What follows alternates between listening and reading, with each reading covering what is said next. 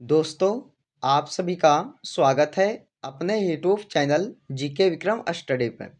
दोस्तों, आज के इस जीके की क्लास में देखेंगे दोस्तों जीके जीएस का कुछ ऐसे क्वेश्चन जो आपके आने वाले सभी एग्जाम्स के लिए काफ़ी महत्वपूर्ण रहेगा। तो दोस्तों, आप लोग इस वीडियो को पूरा कंप्लीट देखिएगा और वीडियो पसंद आए दोस्तों तो लाइक कीजिएगा। तो चलिए दोस्तों, आज का पहला क्वेश्चन है। तो हमारा पहला क्वेश्चन है दोस्तों आज आज का कि कायदे आज़ाद किसे कहा जाता है। बताइए दोस्तों कि कायदे आज़ाद किसे कहा जाता है। तो पहले क्वेश्चन का आंसर होगा दोस्तों ऑप्शन डी, मोहम्मद अली जिन्ना को। तो मोहम्मद अली जिन्ना को दोस्तों ये कायदे आज़ाद कहा जाता है। चलिए, अगला क्वेश्चन है, भारत में किस राज्य की समुद्री तट रेखा सबसे लंबी है। दोस्तों, भारत देश में किस राज्य की समुद्री तट रेखा जो है सबसे लंबी होगा दोस्तों, तो किस राज्य की। तो इसका आंसर होगा दोस्तों ऑप्शन बी, गुजरात राज्य की। चलिए, अगला क्वेश्चन है, निम्न में से किसको दीनबंधु कहा जाता है। दोस्तों, किसको दीनबंधु कहा जाता है इनमें से बताइएगा आप सब। तो इस क्वेश्चन का आंसर होगा ऑप्शन सी एफ एंड्रेज को। तो सी एफ एंड्रेज को दोस्तों इसे दीनबंधु कहा जाता है। चलिए, अगला क्वेश्चन है, भारत का सबसे बड़ा बैंक कौन सा है। इंपॉर्टेंट क्वेश्चन है, बताइए दोस्तों। तो भारत देश का सबसे बड़ा बैंक कौन सा होगा। तो इस क्वेश्चन का आंसर होगा रिजर्व बैंक ऑफ इंडिया, यानी कि डी इसका सही आंसर हो जाएगा। चलिए, अगला क्वेश्चन है कि कौन देश कोयले का सबसे बड़ा उत्पादक है। तो कौन सा देश दोस्तों कोयले का सबसे बड़ा उत्पादक करता है। तो इस क्वेश्चन का आंसर होगा दोस्तों चीन देश। आंसर इसका ए हो जाएगा। अगला क्वेश्चन है, इनमें किसको जापान का मैनचेस्टर कहा जाता है। दोस्तों, जापान का मैनचेस्टर किसे कहा जाता है। तो ओसाका को कहा जाता है। आंसर इसका ए हो जाएगा। अगला क्वेश्चन देखिएगा, भारत भारतीयों के लिए नारा किस संस्था ने दिया था। तो भारत भारतीयों के लिए दोस्तों नारा जो है वो किस संस्था ने दिया था, बताइए।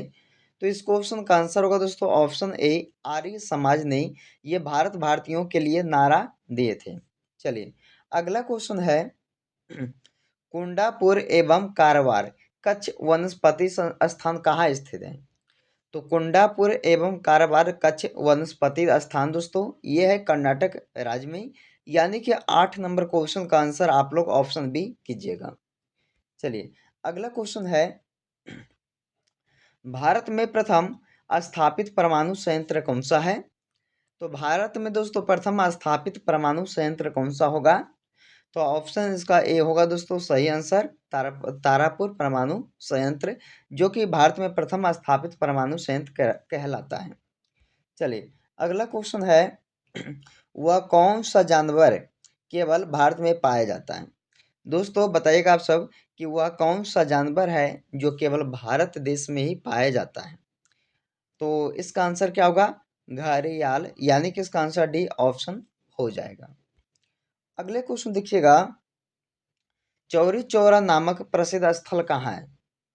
तो चौरी चौरा नामक दोस्तों प्रसिद्ध स्थल है गोरखपुर शहर में, यानी कि इस क्वेश्चन का आंसर आप लोग ऑप्शन सी कीजिएगा, गोरखपुर शहर में यह प्रसिद्ध स्थल है दोस्तों किसका, तो चौरी चौरा का। चलिए, अगला क्वेश्चन है, पंजाबी भाषा किस लिपि में लिखी जाती है। दोस्तों, पंजाबी भाषा को किस लिपि में लिखते हैं। तो इस क्वेश्चन का आंसर होगा बी, गुरुमुखी लिपि में। चलिए, अगला क्वेश्चन है, किस लिपि को सभी लिपियों का जन्मदाता कहा जाता है। तो किस लिपि को दोस्तों सभी लिपियों का जन्मदाता कहा जाता है। तो ब्राह्मी लिपि को, यानी कि इस क्वेश्चन का आंसर आप लोग ऑप्शन बी याद रखिएगा। चलिए, अगला क्वेश्चन है, किस काल की लिपि को चित्रकार लिपि कहा जाता है। बताइए दोस्तों, किस काल की लिपि को चित्रकार लिपि कहा जाता है। तो सिंधु काल की, यानी कि इस क्वेश्चन का आंसर आप लोग ऑप्शन ए कीजिएगा।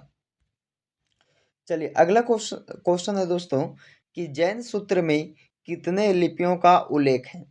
यानी कि जैन सूत्र में कितने लिपियों का उल्लेख किया गया है? दोस्तों 18 लिपियों का उल्लेख किया गया है ये जैन सूत्र में। इसका आंसर आप लोग ऑप्शन सी कीजिएगा। चलिए अगला क्वेश्चन है, बौद्ध ग्रंथ ललित विस्तार में कितने लिपियों का उल्लेख है? तो बौद्ध ग्रंथ पूछा दोस्तों कि बौद्ध ग्रंथ ललित विस्तार में कितने लिपियों का उल्लेख किया गया है?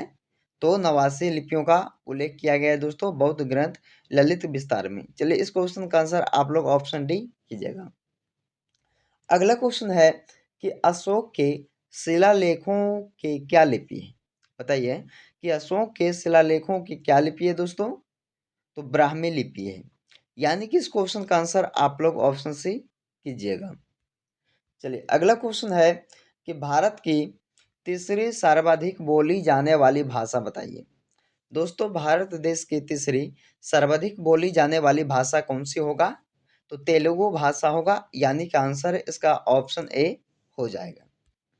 चलिए अगला क्वेश्चन है, चोल शासकों की भाषा क्या थी? चोल शासकों की भाषा क्या थी दोस्तों? तो इस क्वेश्चन का आंसर होगा तमिल भाषा, यानी कि ऑप्शन इसका ए राइट आंसर होगा तमिल भाषा, जो कि चोल शासकों की दोस्तों क्या थी? भाषा थी।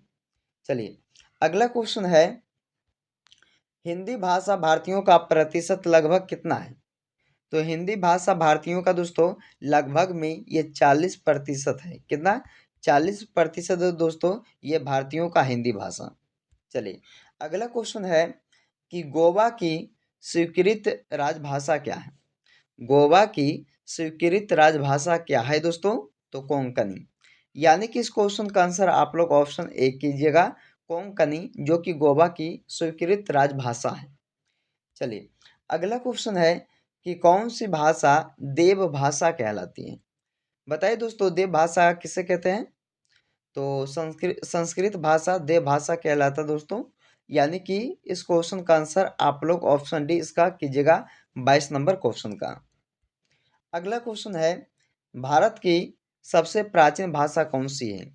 तो भारत देश की सबसे प्राचीन भाषा संस्कृत भाषा कहलाती है दोस्तों। यानी कि इसका आंसर आप लोग ऑप्शन सी कीजिएगा। काफ़ी इंपॉर्टेंट क्वेश्चन है और काफ़ी बार इसे एग्जाम में भी पूछा गया है। चलिए अगला क्वेश्चन है, केंद्रीय भारतीय भाषा संस्थान कहाँ स्थित है? तो केंद्रीय भारतीय भाषा संस्थान कहाँ है दोस्तों? तो ये मैसूर शहर में होगा, यानी कि ऑप्शन इसका ए सही आंसर हो जाएगा। अगला क्वेश्चन है, राष्ट्रीय साक्षरता मिशन की शुरुआत कब हुई थी? तो राष्ट्रीय साक्षरता मिशन की शुरुआत कब हुआ था?